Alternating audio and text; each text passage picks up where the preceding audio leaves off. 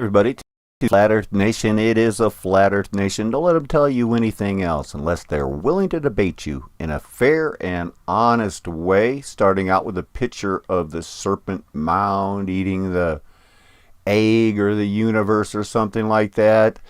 Basically, just to get off the start here, let's say somebody you really respect tells you there were no mound builders. All I can do is try to say, look, there were mound builders and they built more than mounds, and try to, give my side of the story, because it's not just Serpent's Mound. There's all kinds of them.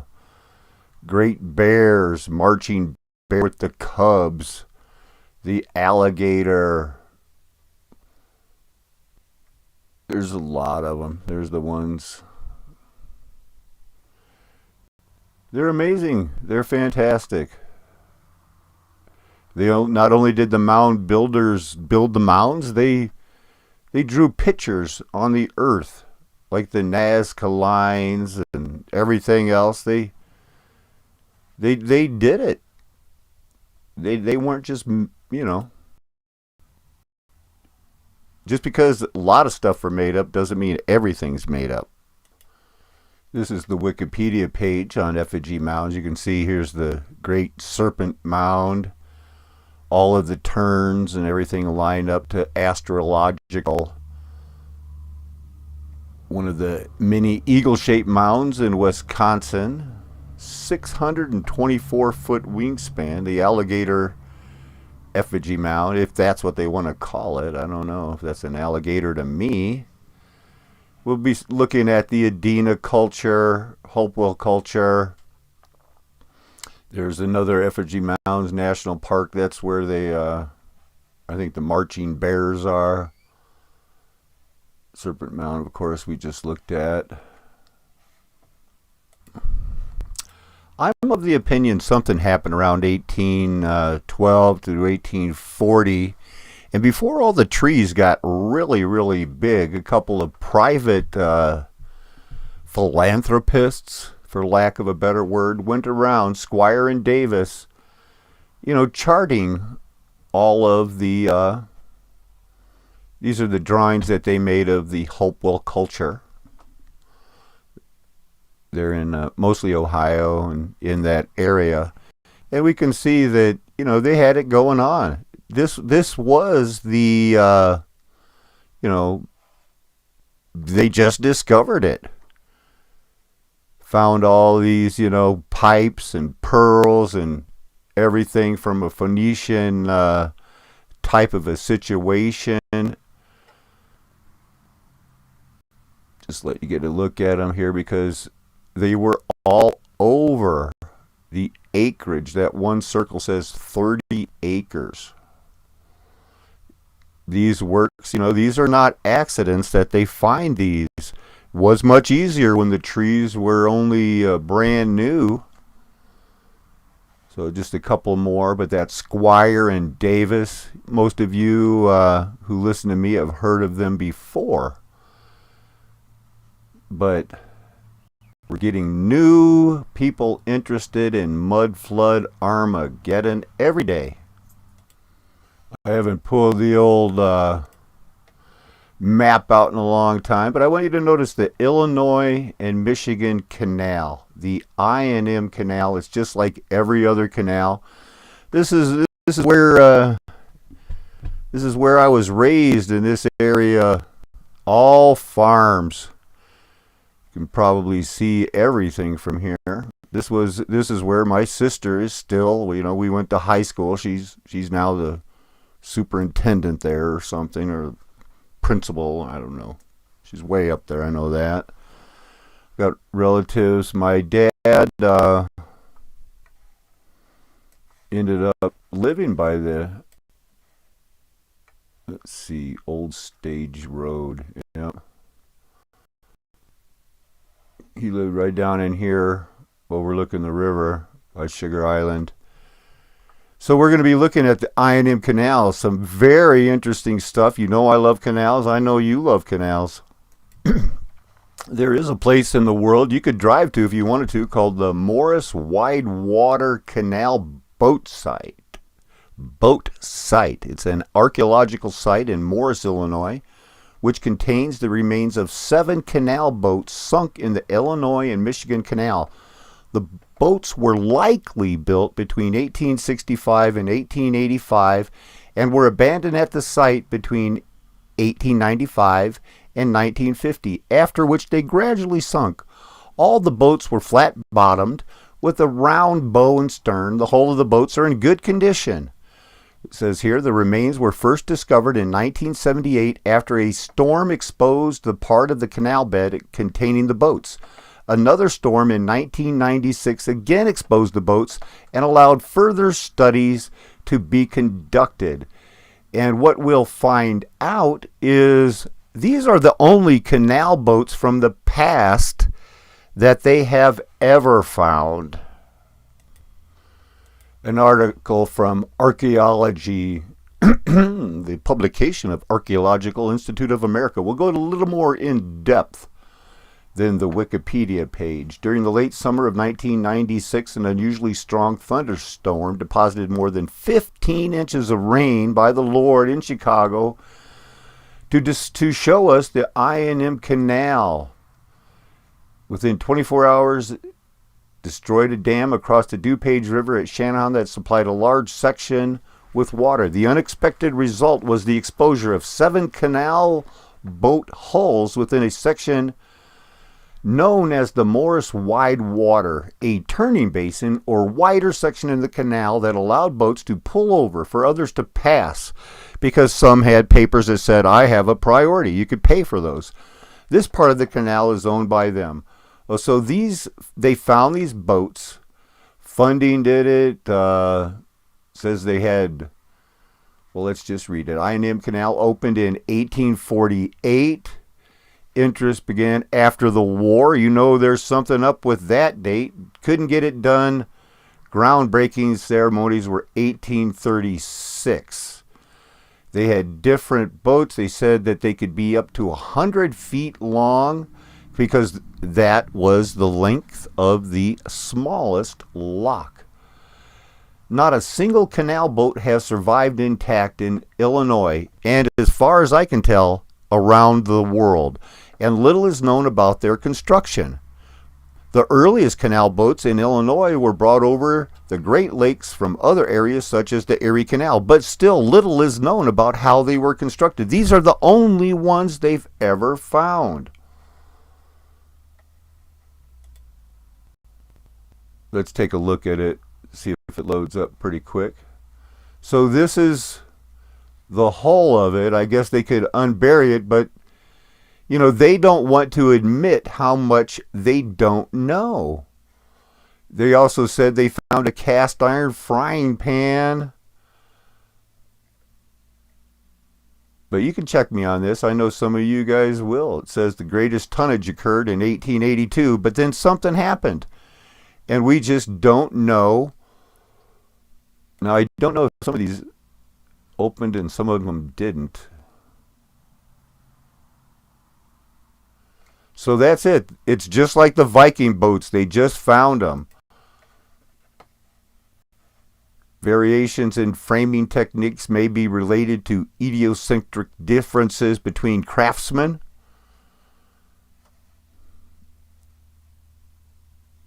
Flute-lock nails into the frames. Some had nuts and bolts. Multiple bolts were much stronger. So they said they had some for hauling grain, some for hauling rocks. So very interesting, wouldn't you think? Where's all the proof? It was just 170 years ago. Now, this might seem like a segue, but I want to get to, what is it? Oh, psychogeography. You know, because we're interested in geography, and you can't get there without going through this situation list international. It was, you know, because from the 50s to the 70s was still, we act like we had it all together back then because in our history we were going to the moon and had it going on, but Really, we were in a state of flux, and the situationalist internationalists and their ilk were really tearing it up with a lot of protests. This is another one you might want to look into, 52 to 57. Very crazy. Psychic workers, it was all, the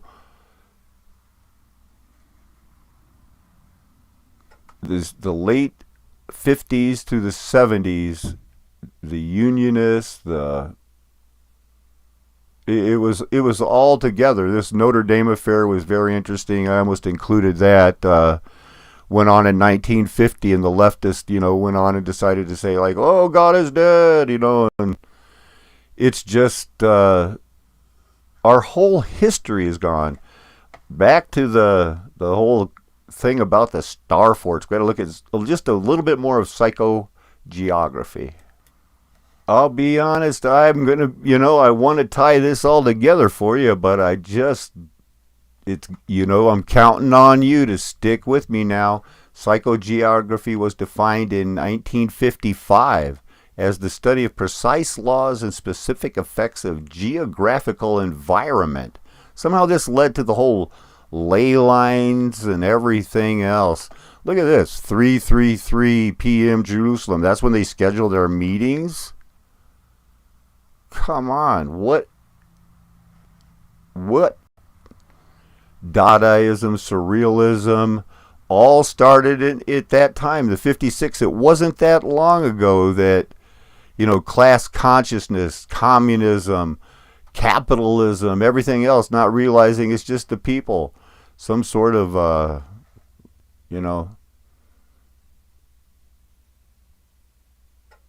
something's going on there.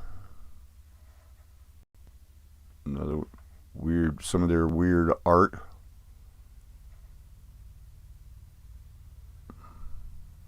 So they're always working, they're always doing it. Let's get back to tying it to the past. So somewhere right after that time, around 1925, when everybody was digging out and finding out, wow, we just got hit by the plague, cholera, tuberculosis, Spanish flu, and then we finished off everybody else with the Great War to end all wars. And after that's when people started getting into the old state track. It's mounds, beacons, moats, sites. What's going on with these marking stones? It was in a book by Alfred Watkins, first published in 1925, describing the alleged existence of ley lines in Britain and then around the world.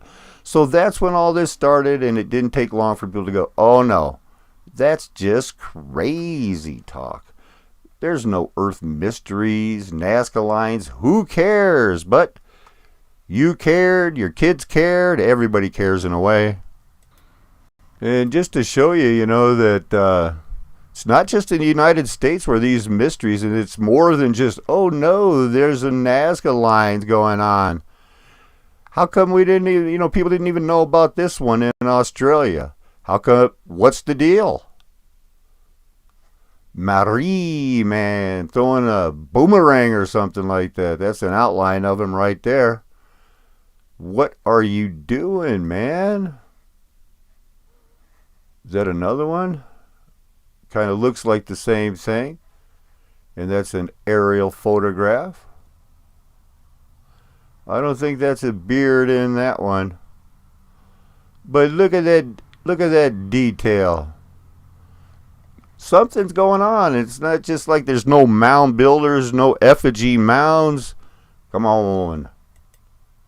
Let's just hover over some of these. There's that alligator effigy mound.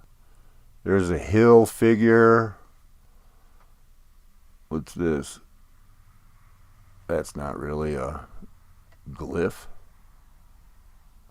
Neither is that. Geoglyphs. There you go. There's a lot of them. Could be outlines of Nephilim. Some body parts in there, I'm sure.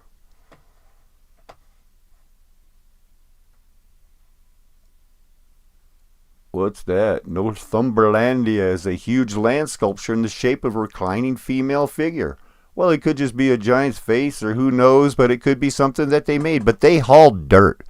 They hauled dirt. I wonder if they got Cahokia in here. That's more just a mound city.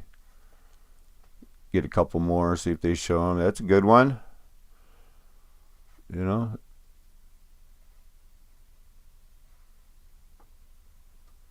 a lot of there, at least 260 earthworks there.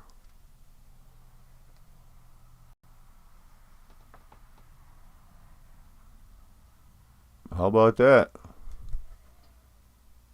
So they got a lot of that stuff. They call it prehistoric art. So now you're gonna, the Adena culture was a pre-Columbian Native American culture that existed from 1000 to 200 BC. So they say, in a time known as the early woodland period. The Adena lived in an area including parts of present-day Ohio, Indiana, Wisconsin, West Virginia, Kentucky, New York, Pennsylvania, and Maryland. So you can see they were pretty spread out.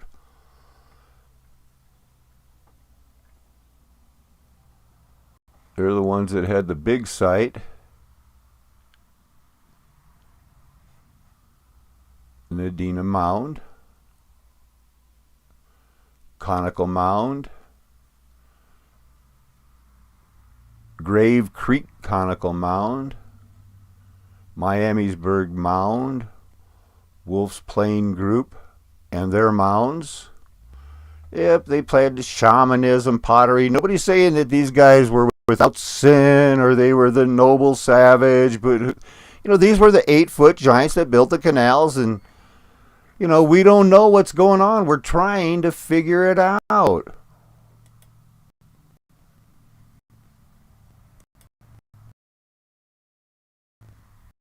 Much time for that to load. Oh, there it is. Hopewell.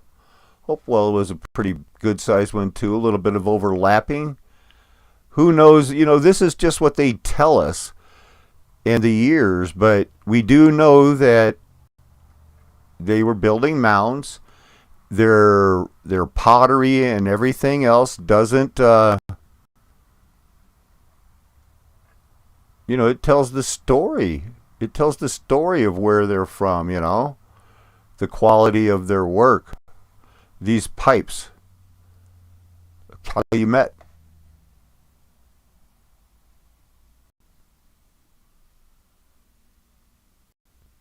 Symbols of copper. Well, how about that?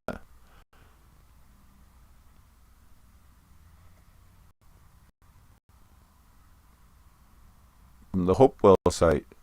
The eagle, copper falcon from Mound City.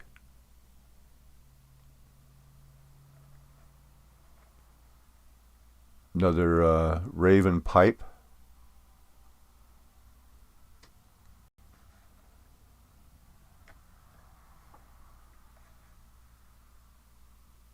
Crab orchard culture. Nice name.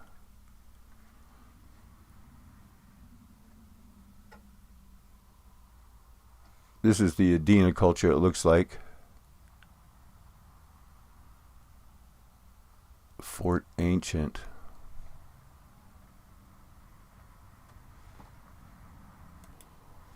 So I'm going to need some more proof that there weren't mound builders. There were no mound builders. There are no mounds. Because I've been here. I saw the,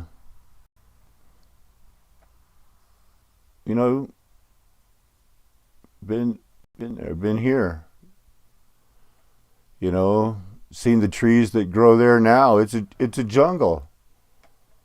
There was something going on, and it was in the United States. I'm going to try to be, I don't want to spring anything right now, but I've got some coming stuff that I think is going to explain a lot. And it ties in so well. Now, this is an illustration of Cahokia, large Monk's Mound. This wheel is an astrological clock, just like the one that they tried to plot outside Stonehenge to recreate. But yeah, it was a vast culture. There were millions and hundreds of millions of people living here. And I just don't understand. Somebody's going to need to explain to me where this is coming from. Because, I mean, I'm doing my own studies and stuff, but just like this, if you can put out a video, 20, 21 minutes, saying, here's how come it's all a joke, it would be much appreciated on Flat Earth Nation. It is a Flat Earth Nation. I'm never going to let them tell me anything else because I'm convinced that there's a lot of people out there that don't have my best interest at heart. Amen. Hallelujah. Aho.